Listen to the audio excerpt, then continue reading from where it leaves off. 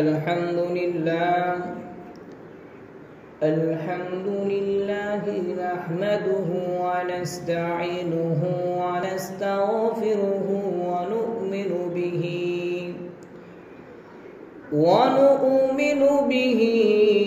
ونتوكل عليه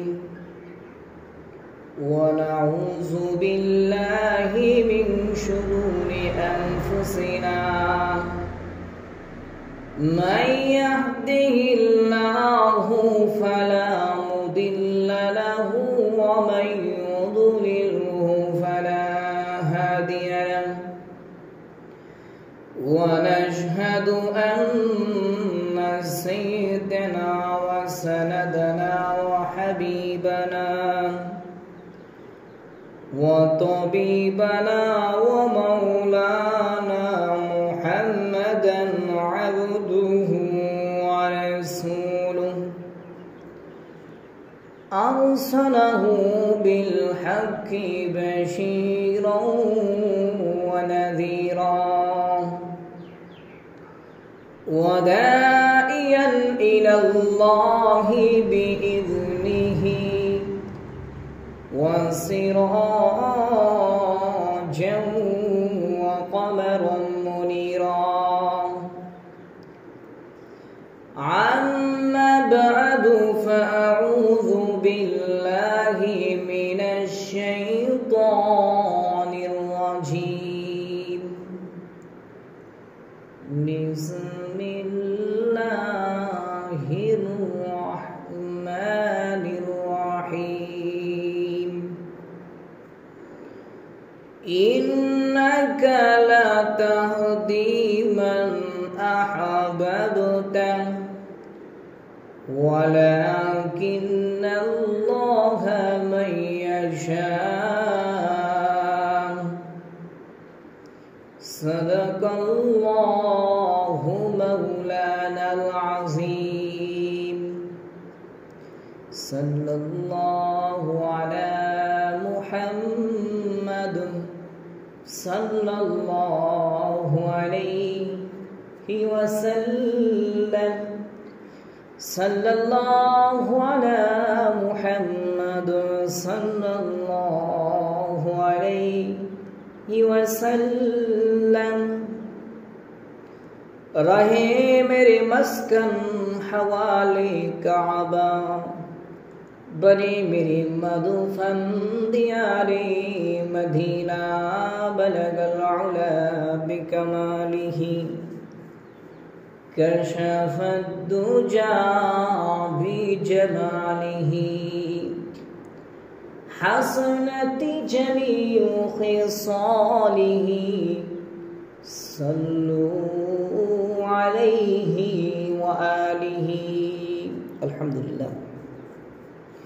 महान मालिकेर दरबारे शुक्रिया आदाय करी जे आल्लाह पाक रब्बुल आलामीन आमादेरके आजकेर এই পবিত্র জুমার দিনে জুমার নামাজ আদায়ের জন্য আমাদেরকে আল্লাহ মসজিদে আসার তৌফিক দান করেছেন।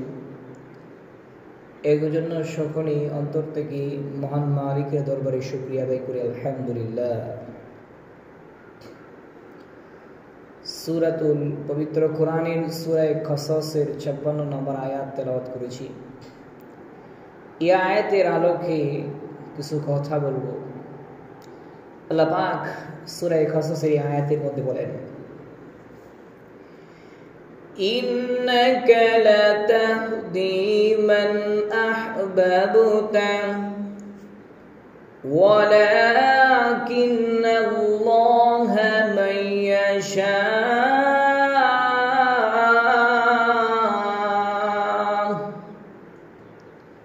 আল্লাহ রাসূলকে লক্ষ্য করে বলেন, রাসূল আপনি যাকে পছন্দ করেন তাকে আপনি হেদায়েত দিতে পারবেন না।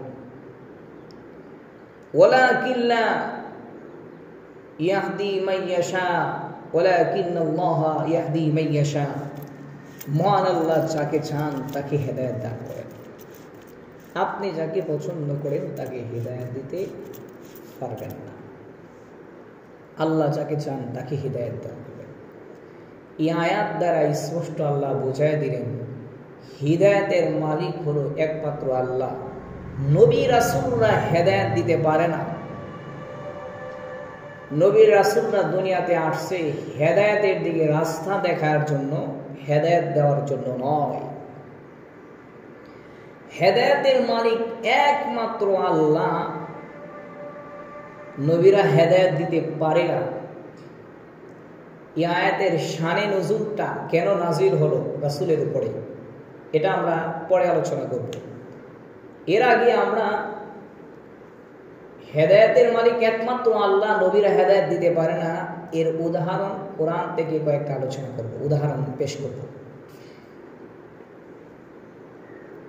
আল্লাহ তাআলা হযরত নূহ আলাইহিস সালামকে দুনিয়াতে পাঠিয়েছিলেন। নূহ আলাইহিস সালামের ছেলে ছিলেন 4 জন, হাম, শাম, ইয়াসির, কেনান। প্রথম 3 ছেলে আল্লাহর উপর ঈমান আনলেও 4 নাম্বার ছেলে কেনান আল্লাহর উপর ঈমান আনে নাই। নূহ আলাইহিস সালামকে নবী হিসেবে বিশ্বাস করে না। আপন পিতা নূহ আলাইহিস সালাম আপন পিতা হওয়ার পরেও নবী হিসেবে কি বিশ্বাস করে। অনেকবার তাকে বুঝাইলেন, কাজ হয় নাই।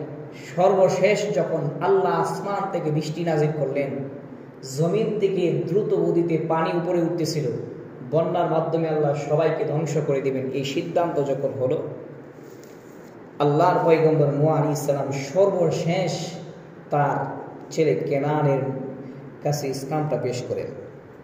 সেটা আল্লাহ পাক রব্বুল আলামিন সূরাতুল হুদের এক আয়াতে আল্লাহ তাআলা আলোচনা করেন। নূহ আলাইহিস সালাম তার ছেলেকে কিভাবে তার কাছে দাওয়াতটা পৌঁছাইছিল। আল্লাহ বলেন, ওয়ানাদা নূহু ইবনাহু ওয়া কানা মা'জিজি ইয়া বুনাইয়া রকাব মা'ানা ওয়া লা তাকুন মা'আল কাফিরিন।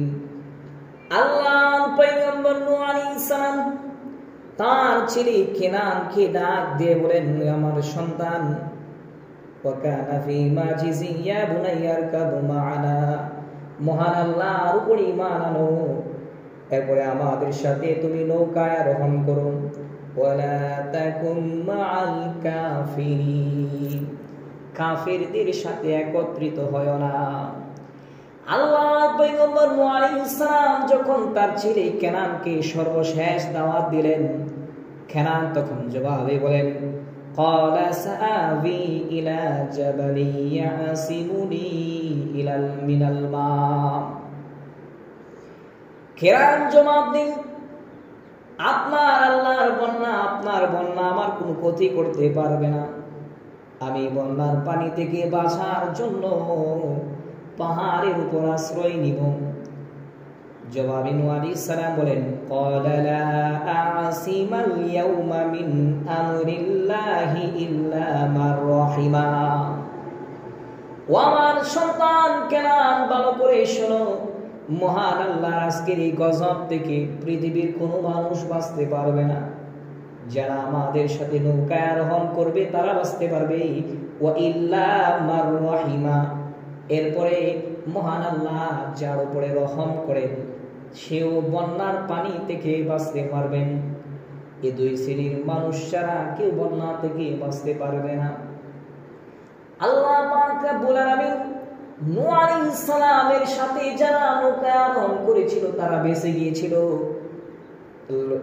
তারা সবাই বেঁচে গিয়েছিল।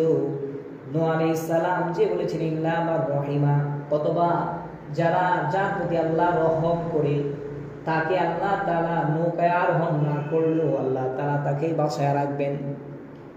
মার রাহিমা, যাকে আল্লাহ রহমত করেন, এই আয়াতের তাফসীরের মধ্যে উল্লেখ করা হয় নূহ আলাইহিস সালামের জামানায় একজন বৃদ্ধা মহিলা ছিলেন। ওই বৃদ্ধা মহিলা আল্লাহ তাআলার উপর ঈমান এনেছিল। বৃদ্ধা মহিলা ঈমান আনার কারণে আল্লাহ তাআলা যখন গজব দিয়ে বন্যার পানি দিয়ে সকল কাফেরকে ধ্বংস করার সিদ্ধান্ত নিয়েছিলেন, আল্লাহ তাআলা নূহ আলাইহিস সালামকে জানায় দেয়, ও নূহ, তুমি মুমিনদের কাছে সংবাদ পৌঁছায় দাও, বন্যা শুরু হওয়ার আগে আগে সকলেই যেন প্রস্তুতি গ্রহণ করেন। আল্লাহর পয়গম্বর নূহ আলাইহিস সালাম মুমিনদের বাড়িতে গিয়ে সকলকে বন্যা সম্পর্কে সতর্ক করে দেন, আর বন্যা থেকে বাঁচার জন্য নৌকায় যেন আশ্রয় নেই এই পরামর্শ দেন। নূহ আলাইহিস সালামের পরিবার ছিলেন একজন বৃদ্ধা মহিলা। ওই বৃদ্ধা মহিলার কাছে নূহ আলাইহিস সালামকে তার বাড়িতে গিয়ে সংবাদ পৌঁছায় দেয়, ও আল্লাহর বান্দী, আপনি তো আল্লাহর উপর ঈমান এনেছেন, যারা আল্লাহর উপর ঈমান আনে নাই আল্লাহ তাআলা ফয়সালা করেছেন তাদেরকে বন্যার পানি দিয়ে তাদেরকে ধ্বংস করে দিবেন। আর আল্লাহ আমাকে জানিয়ে দিয়েছেন আমি যেন মুমিনদেরকে সংবাদ দিয়ে দেই তারা বন্যার সময় নৌকায় আশ্রয় নিয়ে। আল্লাহর পয়গম্বর নূহ আলাইহিস সালাম ওই বৃদ্ধা মহিলাকে নৌকায় ওঠার জন্য আহ্বান করেন।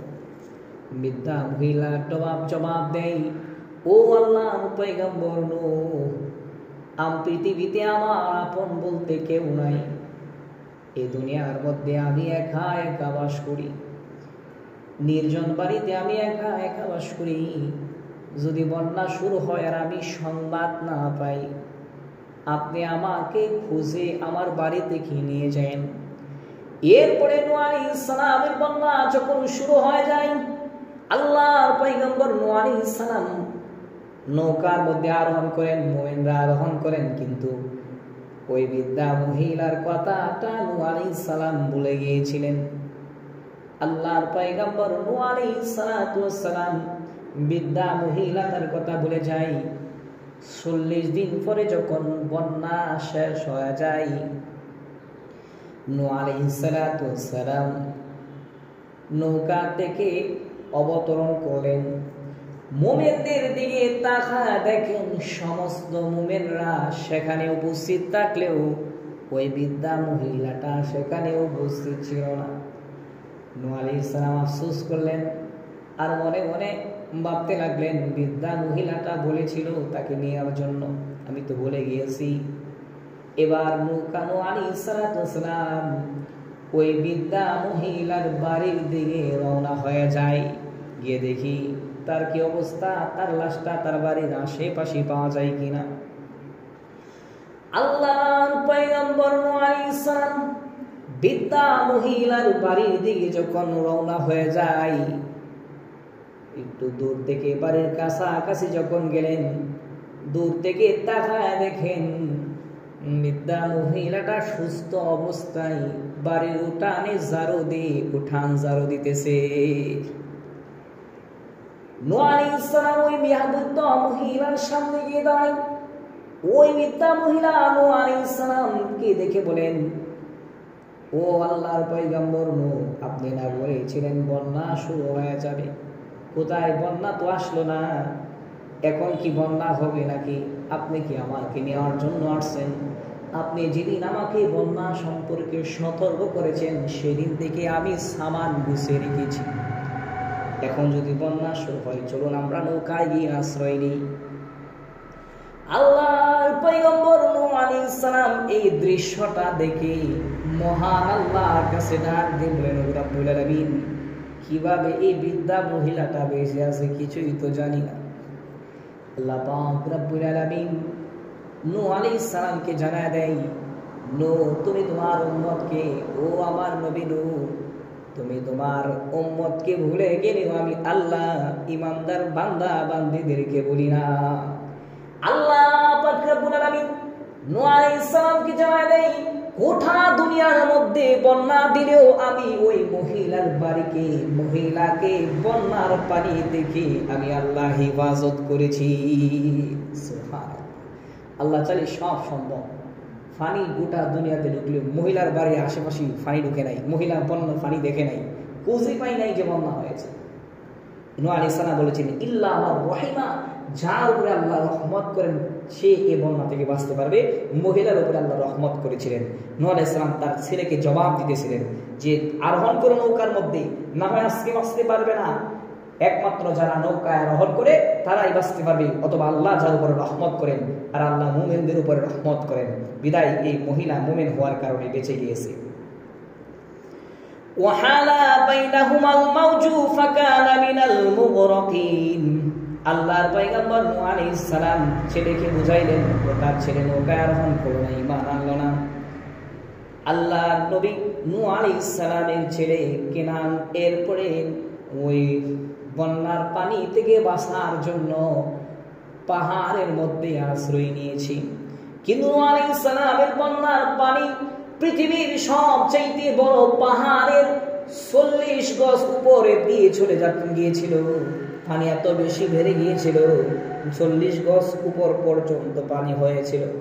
একটা ঢেউ আইসা নূহ আলাইহিস সালামের ছেলে কেনানকে ডুবায় নিয়ে গেল। নূহ আলাইহিস সালামের ছেলেকে ডুবায় নিয়ে গেল। নূহ আলাইহিস সালামের ছেলে বেঈমান অবস্থায় পানিতে হাবুডুবু বুকে বেঈমান অবস্থায় পানিতে ডুবে মারা গিয়েছে। পানিতে ডুবে বেঈমান অবস্থায় পানিতে ডুবে দুনিয়া ছেড়ে বিদায় হয়েছে।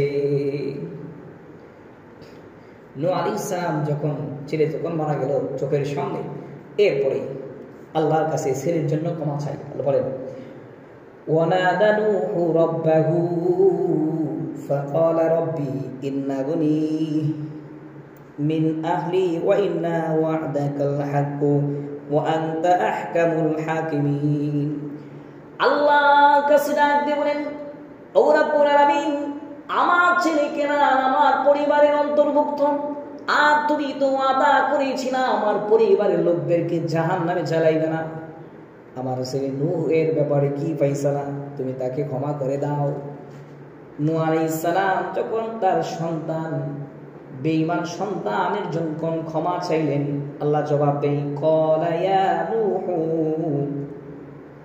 ইন্নাহু লাইসা মিন আহলিকা ইন্নাহু আমালুন গায়রু সালিহিন। আল্লাহ পাক রব্বুল আলামিন নূহ আলাইহিস সালামকে জানায় দেয়, ও আমার নবী নূহ, তোমার এই বেঈমান সন্তান তোমার পরিবারের অন্তর্ভুক্ত নয়। ইন্নাহু আমালুন গায়রু সালিহিন, এবং সে মুমিনদের অন্তর্ভুক্ত নয়। ফালা তাসআল বিমা লাইসা লাকা বিহি ইলমুন। সুতরাং আপনি আপনার এই বেঈমান সন্তানের জন্য আমার কাছে কোনো কিছু চাইেন না। যদি চান তাহলে আনতাকুনা মিনাল জাহিলিন, আপনি মূর্খদের অন্তর্ভুক্ত হয়ে যাবেন। নূহ আলাইহিস সালামকে সতর্ক করার পরে আল্লাহর পয়গম্বর নূহ আলাইহিস সালাম এরপরে আর কোনো কথা বলেন না, এই ছেলের জন্য আর মাগফিরাতের দোয়া করেন না, মাগফিরাতের দোয়া করেন না। আল্লাহ পরিষ্কারভাবে জানিয়ে দিলেন মুমিনদের ব্যাপারে, এখানে পরিষ্কারভাবে জানিয়ে দিলেন বেঈমানদের ব্যাপারে কোনো আপোষ নাই। সুতরাং আপনি বেঈমানদের ব্যাপারে কোনো আপোষ নাই, বেঈমানরা আপনার পরিবারের অন্তর্ভুক্ত হতে পারে না। যারা ঈমানের সাথে মৃত্যুবরণ করে নাই, আপনি তাদের জন্য দোয়া করতে পারবেন না। নূহ আলাইহিস সালাম ছেলের জন্য আর দোয়া করেন নাই। এখানে যে বিষয়টা লক্ষণীয়, হেদায়েত যদি নূহ আলাইহিস সালামের হাতে থাকতো, নিজের পরিবারের আপন ছেলেকে কি হেদায়েত দিত না? এছাড়াও নূহ আলাইহিস সালামের 3 জন ছেলে ছিল। এই 3 জন ছেলের মধ্যে 3 জন স্ত্রী ছিল, এর মধ্যে একজন স্ত্রী নূহ আলাইহিস সালামের উপরে ঈমান আনে নাই। নূহ আলাইহিস সালামের কাছে যদি হেদায়েত থাকতো, নিজের স্ত্রীকে হেদায়েত দিত। নূহ আলাইহিস সালামের কাছে হেদায়েত থাকলে ছেলে কেনানকে হেদায়েত দিত। এর দ্বারা স্পষ্ট বোঝা গেল যে নূহ আলাইহিস সালামের হাতে হেদায়েত ছিল না। আরেকজন নবী, তাহলে নূহ আলাইহিস সালামের কাছে যদি হেদায়েত না থাকে, হেদায়েত কি ইব্রাহিম আলাইহিস সালামের উপর ছিল নাকি? ইব্রাহিম আলাইহিস সালামের কাছে হেদায়েত ছিল। আসুন দেখি বুখারী শরীফের এক হাদিসে ইব্রাহিম আলাইহিস সালামের সম্পর্কে এসেছে। আল্লাহর পয়গম্বর ইব্রাহিম আলাইহিস সালাম যখন জান্নাতের পোশাক পরে দাঁড়ায় থাকবেন, তার সামনে দিয়ে তার পিতা আজর, নিজের পিতা যিনি তাকে জন্ম দিয়েছেন, ওই পিতা আজর তাকে হাত পায়ের মধ্যে রশি লাগাইয়া জাহান্নামের ফেরেশতারা জাহান্নামের রশি জাহান্নামের জিঞ্জির লাগাইয়া টেনে হেসড়ে ইব্রাহিম আলাইহিস সালামের সামনে দিয়ে টেনে হেসড়ে নিয়ে যাবেন। এই দৃশ্যটা দেখে আল্লাহর পয়গম্বর ইব্রাহিম আলাইহিস সালাম তাকায় থাকবেন এবং তার ছেলে আজরও, তার পিতা আজরও ইব্রাহিম আলাইহিস সালামের দিকে তাকায় থাকবেন, করুণার দৃষ্টিতে তাকায় থাকবেন, ছেলে কোনো উপকার করতে পারে কিনা। ইব্রাহিম আলাইহিস সালাম স্পষ্ট ভাষায় তার পিতাকে সেদিন জানায় দিবেন, আজকে এইভাবে তাকায় থাকলেও কোনো লাভ হবে না। দুনিয়াতে কত করে বুঝাইলাম, বুঝেন নাই, উল্টা আমাকে পাথর মারার জন্য হুমকি দিয়েছিলেন। ইব্রাহিম আলাইহিস সালাম যখন তার ছেলে পিতা ইব্রাহিম আজরের নিকটে দাওয়াত দিলেন, ইসলামের দাওয়াত দিলেন, তখন তিনি কি বলেছিলেন এই কথাগুলো আল্লাহ তাআলা সূরা মরিয়মের কিছু আয়াতে আলোচনা করেছেন। ইব্রাহিম এবং তার পিতার দাওয়াতের আলোচনা। إذ قال لأبيه يا أبت لما تعبد ما لا يسمع ولا يبصر ولا يغني عنك شيئا। আল্লাহর পয়গম্বর ইব্রাহিম আলাইহিস সালাম তার পিতা আজরকে ডাক দিয়ে বলেন, ইয়া আবাতি, হে আমার পিতা, লিমা তা'বুদু মা লা ইয়াসমাউ ওয়া লা ইবসিরু ওয়া লা ইগনি আনকা শাইআ, কেন আপনি মূর্তিগুলার ইবাদত করেন? মা ইয়াসমাউ, মা লা ইয়াসমাউ, মূর্তিগুলা তো আপনার কোনো কথা শ্রবণ করে না, ওয়া লা ইবসিরু, এবং চোখে দেখে না, ওয়া ইগনি আনকা শাইআ, আপনার কোনো উপকার করতে পারে না। ইয়া আবাতি ইন্নী কদ জাআনি মিনাল ইলম মা লাম ইয়াতিকা ফাত্তাবি'নি আহদিকা সিরাতান সাবিয়্যা। আল্লাহর পয়গম্বর ইব্রাহিম আলাইহিস সালাম তার পিতা আজরকে ডাক দিয়ে বলেন, ও আমার পিতা, আল্লাহ পাক রব্বুল আলামিন আমার কাছে এমন কতগুলো আসমানি বাণী পাঠিয়েছেন যে বাণীগুলো আপনার কাছে আসে নাই। সুতরাং আপনি আমাকে অনুসরণ করুন, আমি আপনাকে সঠিক পথ দেখিয়ে দিব। আহদিকা সিরাতান সাবিয়্যা, আমি আপনাকে সরল পথ দেখাইব, যে পথ আপনাকে জান্নাত পর্যন্ত পৌঁছায় দিবে। ইয়া আবাতি লা তা'বুদিশ শাইতান ইন্নাশ শাইতানা কানা লির-রাহমানি আসিয়া। হে আমার পিতা, আপনি শয়তানের ইবাদত করেন না, নিশ্চয়ই শয়তান দয়াময় আল্লাহ তাআলার অবাধ্য। ইয়া আবাতি ইন্নী আখাফু আইয়ামাসসাকা আযাবু মিনার রাহমান ফাতাকুনা লিশ-শাইতানি ওয়ালিয়া। হে আমার পিতা, আমি ভয় করি যদি আপনি এইভাবে মূর্তিগুলার ইবাদত করেন তাহলে মহান আল্লাহ তাআলা আপনাকে গজব দিয়ে ধ্বংস করে দিবেন। ফাতাকুনা লিশ-শাইতানি ওয়ালিয়া, এরপরে আপনি শয়তানের বন্ধু হয়ে যাবেন। এইভাবে ইব্রাহিম আলাইহিস সালাম তার পিতার সামনে যখন ইসলামটা পেশ করলেন, সর্বশেষ ক্বালা আরাগিবুন আন আলিহাতি ইয়া ইব্রাহিম, ইব্রাহিমের পিতা সেদিন তাদের সাথে আজর তার ছেলে ইব্রাহিমকে বলেছিলেন, এই ইব্রাহিম, তুমি এই কাজ থেকে বিরত থাকো, আমাকে ইসলামের দিকে আহ্বান করা থেকে বিরত থাকো। লা ইল্লাম তানতাহি লা আরজুমান্নাকা ওয়াহজুরনি মালিয়া, যদি তুমি বিরত না হও তাহলে আমি পাথর দ্বারা তোমাকে আঘাত করে করে তোমাকে আমি হত্যা করব। নাউজুবিল্লাহ। আল্লাহর পয়গম্বর ইব্রাহিম আলাইহিস সালাম তার পিতা আজরকে বলবেন, সেদিন তো আপনাকে আমাকে পাথর মেরে হত্যা করার জন্য হুমকি দিয়েছিলেন, আজকে এইভাবে তাকাইলে কোনো লাভ হবে না। ইব্রাহিম আলাইহিস সালাম এবার আল্লাহর কাছে ফরিয়াদ করবেন, মহান আল্লাহর কাছে দরখাস্ত করবেন, ওগো রব্বুল আলামিন, তুমি না ওয়াদা করেছিলা যে আমাকে লজ্জা শরম থেকে হেফাজত করবা। আজকে হাসরের ময়দানে কোটি কোটি মানুষের সামনে আমার পিতা আজরকে জাহান্নামের ফেরেশতারা জিনজিল দিয়ে বেঁধে হেসরায় আমার সামনে নিয়ে যায়, টেনে টেনে নিয়ে যায়। এই দৃশ্যটা যখন আমি দেখি, আমার চোখের সামনে দেখি, মানুষ তাকায় দেখি ইব্রাহিমের পিতা, ইব্রাহিম নবী হওয়ার পরেও তার পিতাকে এভাবে শাস্তি দেয়, এটা তো আমার জন্য লজ্জা শরম হয়। আল্লাহ পাক রব্বুল আলামিন ইব্রাহিম আলাইহিস সালামকে ডাক দিয়ে বলেন, ইব্রাহিম, আপনি পায়ের দিকে তাকান, ইব্রাহিম আলাইহিস সালাম এরপরে পায়ের দিকে তাকায় দেখবেন যে তার পায়ের নিকটে একটা শূকর, ওই শূকরের হাত পায়ের মধ্যে জাহান্নামের শিকল লাগানো। আল্লাহর পয়গম্বর ইব্রাহিম আলাইহিস সালাম আল্লাহর কাছে বলবেন, ওগো রব্বুল আলামিন, এই শূকরটা কোথা থেকে আসলো? আল্লাহ তাআলা বলবেন, এটা শূকর নয়, এটাই হলো তোমার পিতা আজর। তার আকৃতি আমি পরিবর্তন করে দিয়েছি যেন মানুষ বুঝতে না পারে যে তোমার পিতা এটা। যদি তোমার পিতা এটা, এইভাবে আমি আল্লাহ তোমাকে লজ্জা শরম থেকে হেফাজত করেছি। এভাবে আল্লাহ তাআলা ইব্রাহিম নবীকে লজ্জা দেওয়া শরম থেকে হেফাজত করবেন। পিতা এত সন্তান এত বড় নবী ইব্রাহিম নবী, আর পিতাকে যদি এইভাবে কষ্ট দেওয়া হয়, যদিও বেঈমান, তারপরে তো লজ্জা লাগার কথা। এই জন্য আল্লাহ তাআলা এই লজ্জা থেকে হেফাজত করবেন। ইব্রাহিম আলাইহিস সালাম নিজের পিতাকে হেদায়েত দিতে পারে নাই। এই ঘটনা দ্বারা, এই শাস্তি দ্বারা কি বোঝা যায়? ইব্রাহিমের পিতা আজর জান্নাতি না জাহান্নামী? জাহান্নামী, চিরস্থায়ী জাহান্নামী। এর কারণ তিনিও ঈমান আনে নাই। তো ইব্রাহিম আলাইহিস সালামের হাতে যদি ঈমান হেদায়েত দেওয়ার ক্ষমতা থাকতো, নিজের পিতা আজরকে সর্বপ্রথম হেদায়েত দিত।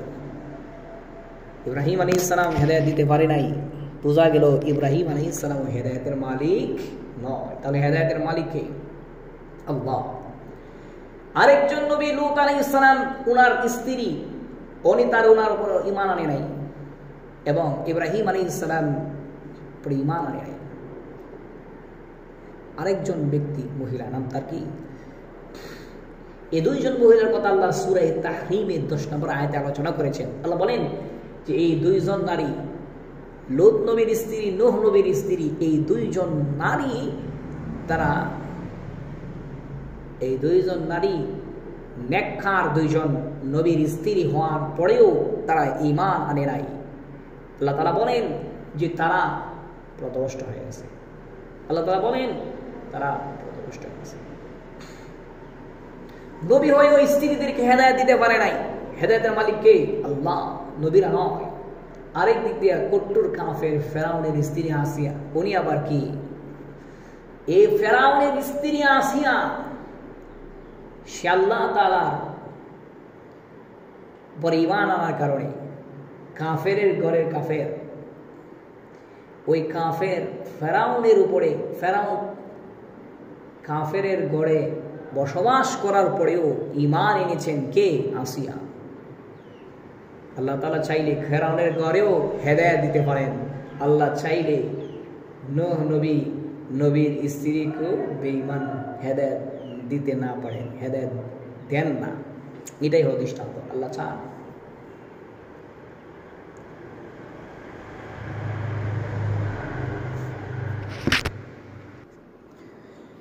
তাহলে আল্লাহ, আমি আয়াত তেলাওয়াত করেছিলাম সূরাতুল কাসাসের 56 নম্বর আয়াত। এই আয়াতে আল্লাহ তাআলা বলেন, আল্লাহ পাক রব্বুল আলামিন তার রাসূলকে বলেন, রাসূল আপনি শুনুন, রাসূল আপনি শুনুন। এই আয়াতটা যে নাজিল করেছেন, সূরা কাসাসের 56 নম্বর আয়াতটা কখন নাজিল হয় এর আলোচনা আমরা করব বলেছিলাম। রাসূলের সিরাত সম্পর্কে যে আমরা আলোচনা করেছিলাম ধারাবাহিকভাবে, এরপরে আমরা সেইখান থেকে শুরু করি। মুসলমানদেরকে এবং আবু তালেবকে এবং মুসলমানদেরকে যারা সমর্থন করত, নবীকে যারা প্রতিশ্রুতি দিয়েছিল বাঁচানোর জন্য, এই সমস্ত লোকদেরকে অবরোধ করে রেখেছেন 3 বছর। 3 বছর পর যখন অবরোধ উঠায় নেয়, এই 3 বছরের ভিতরে অবরোধ উঠায় নেয়, এরপরে এই অবরোধ থেকে যখন আবু তালেব নিষ্পত্তি পায়, এই অবরোধের মধ্যে 3 বছর পর্যন্ত খেয়ে না খেয়ে দিন কাটানোর কারণে আবু তালেব অসুস্থ হয়ে পড়েন। এমন অসুস্থ দিন যায়, অসুস্থতা বেড়ে যায়।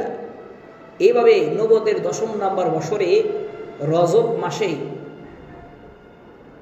আবু তালেব বিছানায় পড়ে যায়।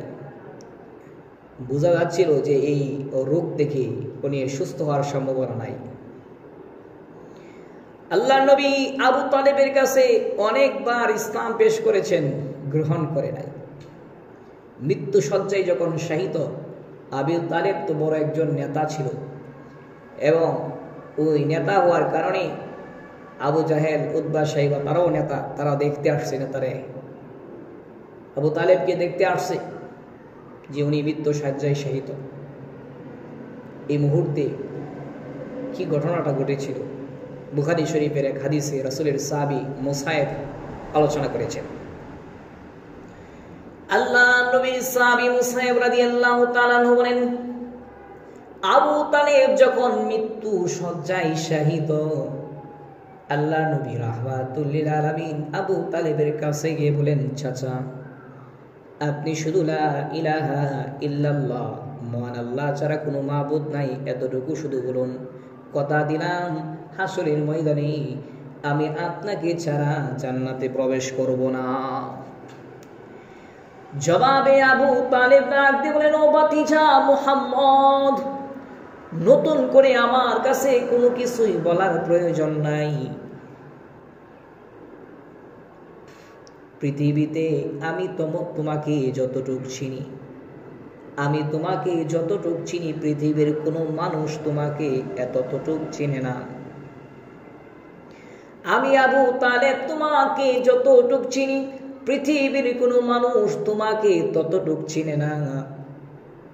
ছোট থেকে নিয়ে তোমার জন্মের সময় থেকে নিয়ে আজ পর্যন্ত অসংখ্য অগণিত অলৌকিক ঘটনা আমি নিজের চোখে দেখেছি। 8 বছর থেকে নিয়ে তোমার 8 বছর বয়স থেকে নিয়ে আজ পর্যন্ত তোমাকে লালন পালন করেছি। এই দীর্ঘ সময়ের মধ্যে আমি তোমাকে ভালো করে চিনতে পেরেছি। তুমি যে সত্য নবী, এতে আমার কোনো সন্দেহ নাই। তোমার কোরআন সত্য, এতেও আমার কোনো সন্দেহ নাই। তোমার আল্লাহ সত্য, এতেও আমার কোনো সন্দেহ নাই। তোমার ইসলাম ধর্ম সত্য, এতেও আমার কোনো সন্দেহ নাই। নতুন করে বলার কিছুর প্রয়োজন নাই। আমি এটা ভালো করেই জানি, তুমি যে কালেমার দাওয়াত আমার কাছে দিয়েছো, সেই কালেমাটা গ্রহণ করলে আমি চিরস্থায়ী জান্নাতে যাব। এটা আমি ভালো করেই জানি। তোমার কালেমাটা যদি গ্রহণ না করি, তাহলে চিরস্থায়ী জাহান্নামে যেতে হবে, সেই কথাটাও আমি ভালোভাবে জানি। ও মুহাম্মদ, যদি আমার এই ভয় না থাকতো, তাহলে আমি তোমার ইসলাম ধর্ম, তোমার কালিমাটা পড়ে আমি তোমার অন্তরটাকে শান্ত করে দিতাম। কিন্তু আমার ভয় হয়, তোমার কালিমাটা যদি আমি গ্রহণ করি, এই যে তাকায় দেখো আবু জাহেল, উতবা, সাইবা তারা মক্কার মানুষের ঘরে গিয়ে প্রচার করবে। তোমরা শুনছনি, সংবাদ শুনছনি, আব্দুল মুত্তালিবের ছেলে আবু তালেব নেতা হইয়া শেষ পর্যন্ত নিজের বাপ দাদার ধর্মের মধ্যে সুনকালি লাগাইয়া দুনিয়া থেকে বিদায় হয়েছে। এই যে আমার ভয় হয়, আমার মৃত্যুর পরে তারা আমার নামে বদনাম ছড়াইবে, এই কারণে আমি তোমার ইসলামটাকে গ্রহণ করতে পারতেছি না। জেনে শুনে আমি তোমার জাহান্নামটাকে গ্রহণ করলাম। এরপরে আবু তালেব মিল্লাতে আব্দুল মুত্তালিব, অর্থাৎ আমি আমার বাপ দাদার ধর্মের উপরে মৃত্যুবরণ করলাম, আমার বাপ দাদার ধর্মের উপরে মৃত্যুবরণ করলাম। এই কথা বলতে বলতে দুনিয়া থেকে বিদায় হয়ে গেছে। আল্লাহর নবী রাহমাতুল লিল আলামিন তার চাচাকে জড়াইয়া কান্নাকাটি শুরু করে দিলেন, আর বলতে লাগলেন, আপনি ইসলামের জন্য অনেক কিছু করেছেন, আমি আপনার জন্য মহান আল্লাহর কাছে ক্ষমা চাইব। আল্লাহ পাক রব্বুল আলামিন যতক্ষণ পর্যন্ত আমাকে নিষেধ না করেন, ততক্ষণ পর্যন্ত আমি আপনার জন্য মহান আল্লাহর কাছে সুপারিশ করে যাব। তখন আল্লাহ তাআলা সূরাতুল তাওবার 113 নম্বর আয়াত নাযিল করেন। আল্লাহ বলেন, মা কানা লিন-নাবিয়্যিন ওয়াল্লাযীনা আমানু আইয়াস্তাগফিরু লিল মুশরিকিনা ওয়ালাউ কানু উলি কুরবা। আল্লাহ জানায় দেয়, নবী মুমিনদের জন্য এবং নবীদের জন্য উচিত নয় তারা ইস্তাগফিরু, তারা ক্ষমা প্রার্থনা করবে লিল মুশরিকিন, মুশরিকদের জন্য। ওয়ালাউ কানু উলি কুরবা, যদিও মুশরিকরা তাদের নিকটাত্মীয় হয়। মিন বাদি মা তাবায়্যানা লাহুম আন্নাহুম আসহাবুল জাহিম, এই কথা জানার পরে যে তারা বেঈমান হয়ে মৃত্যুবরণ করেছে, কালেমাটা গ্রহণ না করে মৃত্যুবরণ করেছে, এই কথা জানার পরে মুমিন নবীদের জন্য উচিত নয় তারা কোনো মুশরিকের জন্য আল্লাহর কাছে ক্ষমা চাইবে। আল্লাহ যখন নিষেধ করে দিলেন আবু তালেবের জন্য আপনি ক্ষমা চাইতে পারবেন না, আল্লাহ তাআলা ক্ষমা চাইতে পারবেন না, এরপরে রাসূল ক্ষমা চাওয়া থেকে বিরত রইলেন। আল্লাহ তাআলা আরো জানায় দেয়, ইন্নাকা লা তাহদি মান আহবাবতা ওয়ালাকিন্নাল্লাহা ইয়াহদি মান ইয়াশা। নবী, আপনি যাকে মহব্বত করেন, আপনার চাচা আবু তালেবকে আপনি হেদায়েত দিতে পারবেন না। হেদায়েতের মালিক আল্লাহ, আপনি চাইলে হেদায়েত তাকে দিতে পারবেন না। হেদায়েতের মালিক হলো আল্লাহ, আল্লাহ যাকে চান তাকে হেদায়েত দান করবেন। আপনার পিতা আপনার চাচা আবু তালেবের কপালে হেদায়েত নাই, কারণ সে জেনে শুনে জাহান্নাম তাকে গ্রহণ করেছে। মৃত্যুর আগে বলে গেছে, জেনে শুনে সে জাহান্নামটাকে গ্রহণ করেছে। এই জন্য যারা জেনে শুনে ইসলাম থেকে মুখ ফিরায় নেই, আমি আল্লাহ তাদেরকে হেদায়েত দেই না। আল্লাহ তাআলা তার নবী আলাইহিস সালামকে জানায় দেই, নবী আবু তালেব যদিও ইসলাম গ্রহণ করে নাই, তবে আবু তালেব যে আপনাকে ভালোবেসেছে এর মধ্যে কোনো ভেজাল ছিল না।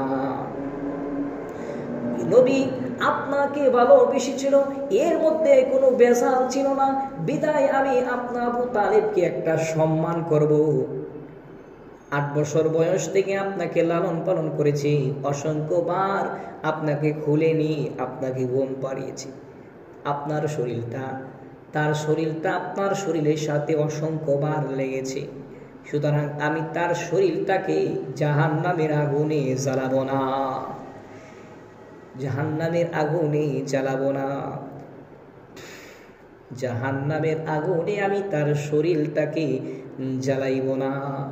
তবে নবী আমার আবু তালেবকে আমি জাহান্নামের সবচেয়ে নিম্নমানের শাস্তি দেব, আর সেটা হলো জাহান্নামের 2টা জুতা পরায়া দিব। আবু তালেব জাহান্নামের 2টা জুতা পরিহিত অবস্থায় থাকবে। ওই জাহান্নামের আগুনের জুতার প্রচন্ড তাপের কারণে আবু তালেবের মাথার মগজ পর্যন্ত টকবক করতে থাকবে। আবু তালেব চিৎকার দিয়ে বলবে, আমাকে মনে হয় জাহান্নামের সবচাইতে কঠিন শাস্তিটা দেওয়া হয়। অথচ আবু তালেবকে সবচেয়ে নিম্নমানের শাস্তি দেওয়া হবে। নবী হইয়া চাচা ইসলামের এত উপকার করলো, বিরোধিতা করে না। নবীর ছেলে কেনান তো বিরোধিতা করেছিল, ইব্রাহিম নবীর পিতা তো বিরোধিতা করেছিল, কিন্তু আবু তালেব বিরোধিতা করে নাই। এরপরেও হেদায়েত পাই নাই, জেনে শুনে হেদায়েত থেকে মুখ ফিরানোর কারণে।